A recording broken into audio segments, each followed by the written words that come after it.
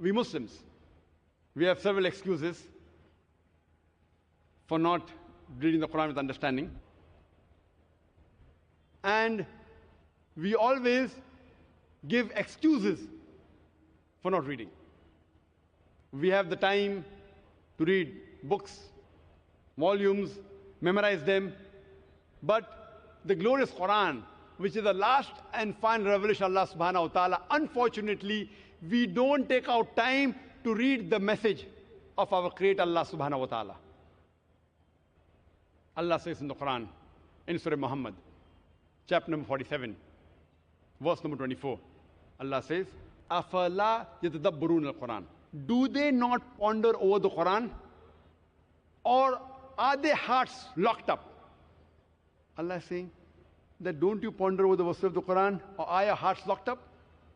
Allah says in Surah Baqarah, chapter number 2, verse number 159, that Allah subhanahu wa ta'ala, when He makes the signs clear, after it has been revealed to you, and made the guidance clear, and if you conceal them, Allah's curse is on you. Allah says, those who conceal the signs after it's made clear to you, and the guidance after it is given to you, Allah's curse is on such people. Allah says in Surah Furqan, chapter number 25, verse number 30, Muhammad sallallahu alaihi wasallam, he says that these are my people who took the Quran for foolish nonsense. Imagine the beloved Prophet Muhammad sallallahu alaihi wasallam saying that these are my people who took the Quran for foolish nonsense. But naturally, the context of the verse is talking about munafiq. But unfortunately today, we have Muslims who yet take the Quran for foolish nonsense. Na'uzubillah. The Quran was revealed as a guidance for the whole of humanity. And when we read the Quran, there are two types of reading. One is called as Tazakkur Quran, and the other is Tadabbur Quran. Tazakkur Quran is reading the Quran and understanding the meaning superficially, which can be very well done by reading the translation of the Quran as well as the Arabic. The other is Tadabbur Quran, is pondering over the meaning of the Quran, thinking over the meaning of the Quran. This, if you read the translation, it can be done to a certain level, but if you know Arabic as a language, it is the best. Tadabbur Quran can be done much better by knowing Arabic as a language. A person can say that he has done Tazakkur Quran, he has read the Quran, but no one can say that he has finished doing Tadabbur Quran. He has finished pondering over all the verses of the Quran, because the Quran is beautiful. It is unlike any other book that you read once, it's finished. If it's a very good book, you read twice, thrice, that's it. Quran, even if you read 1,000 times, the 1,001st time you read, you get more guidance. Every verse of the Quran, it has different angles to look at. The words of the Quran are fantastic. That's the reason no human being can say that I have finished pondering over the verses of the Quran. You can do Tazakkur Quran, but Tadabbur Quran, the more you read, the more you ponder, the more you understand, inshallah, the more will you implement. Every Muslim home should have a copy of the Quran. And if they don't understand Arabic, they should have the translation of the Quran in the language they understand the best. This Quran is the best gift you can give to any human being, irrespective whether he is a Muslim or non-Muslim, irrespective whether the person you're giving the gift to is rich or poor, whether it's a nikah or whether it's a housewarming ceremony. The best gift you can give, the most invaluable gift, is the copy of the glorious Quran. And if the person doesn't understand Arabic, give the translation of the glorious Quran in the language you understand the best. The best gift you can give to your child is the Quran.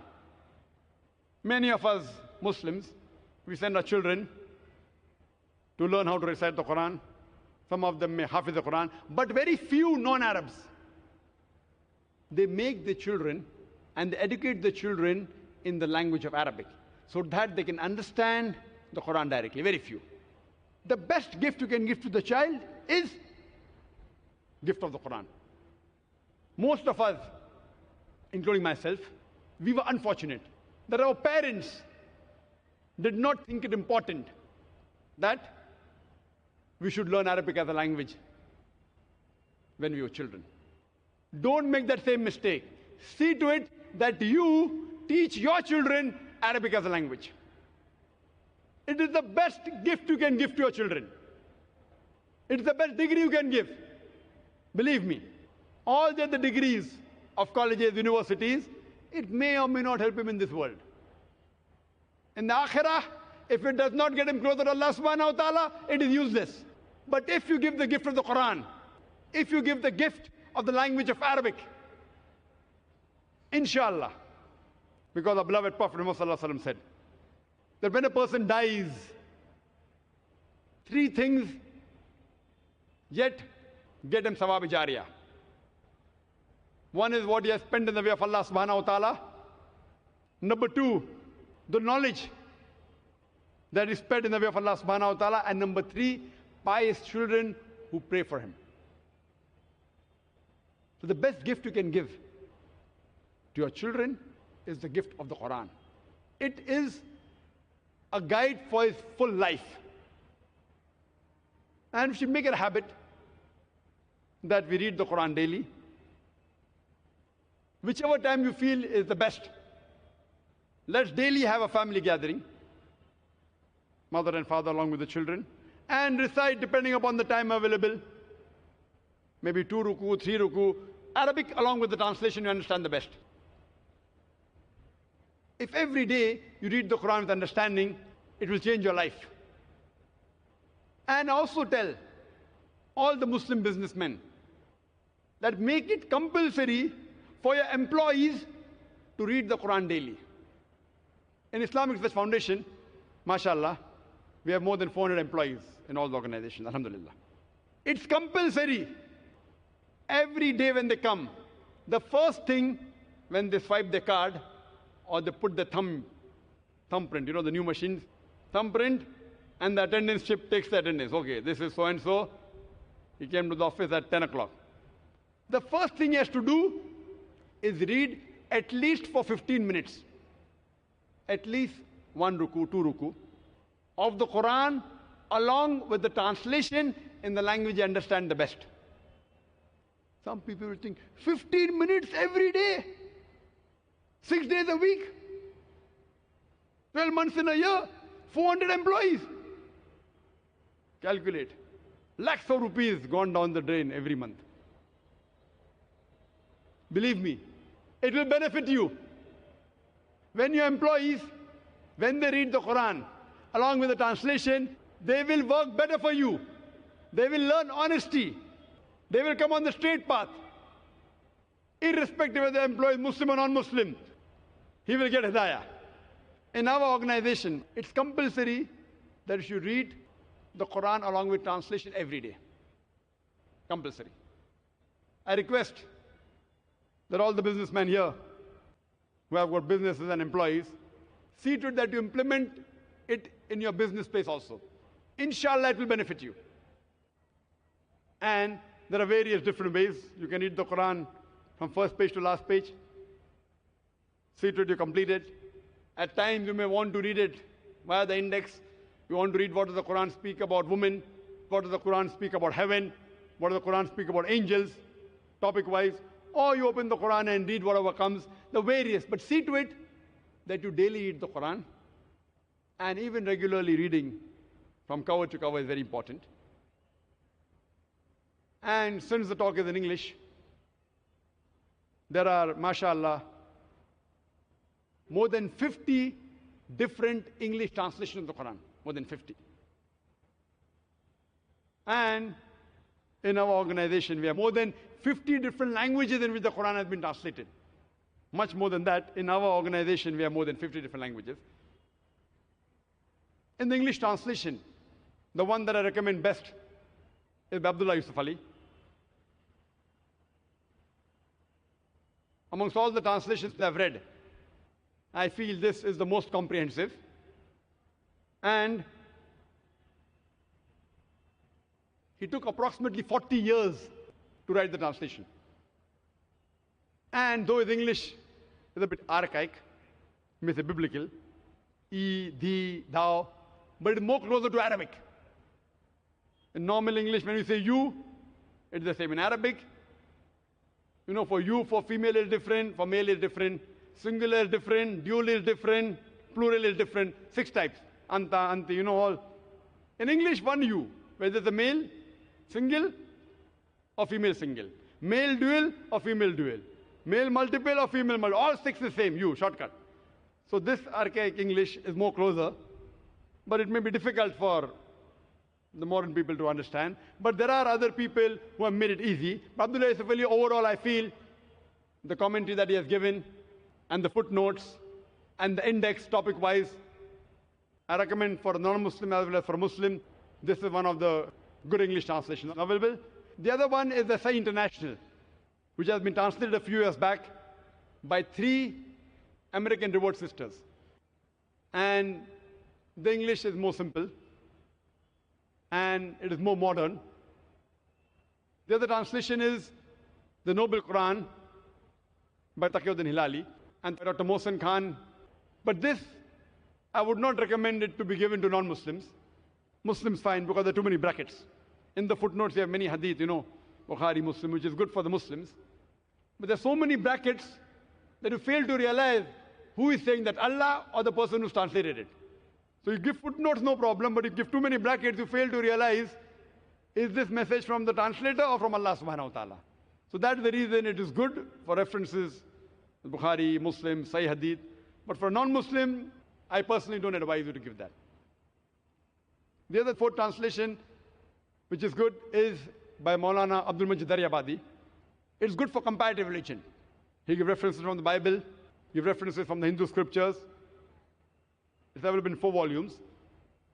The other one is Muhammad Pickthall. Muhammad Pickthall, you know, the Britisher. Even that translation is good, but it doesn't have any commentary. The other one good is by Muhammad Asad. Muhammad Asad, this translation is good. He quotes very often Zamakhshari. And he gives root words of Arabic. But you have to be careful, because Zamakhshari is a logical tafsir. But sometimes it deviates from the Sahih Hadith. So you have to be careful. I normally prefer translations which are directly done from Arabic into that language. So English translation translated directly from Arabic to English are the best. There are other translations which are translated from Arabic to Urdu and then English, like Maulana Maududi, Dawatul Quran by Shams Pirzada. They are good, but the chance of error is more. Because someone translates from Arabic to Urdu, then from Urdu to English. And that's what happened with Maulana Maududi's translation. And the second edition, the second translation done by Zafar Ishaq Ansari is far better. So this was just a few translations which I named. There are other by T.B. Irwin. T.B. Irwin, the translation more of American English. And there are several other translations.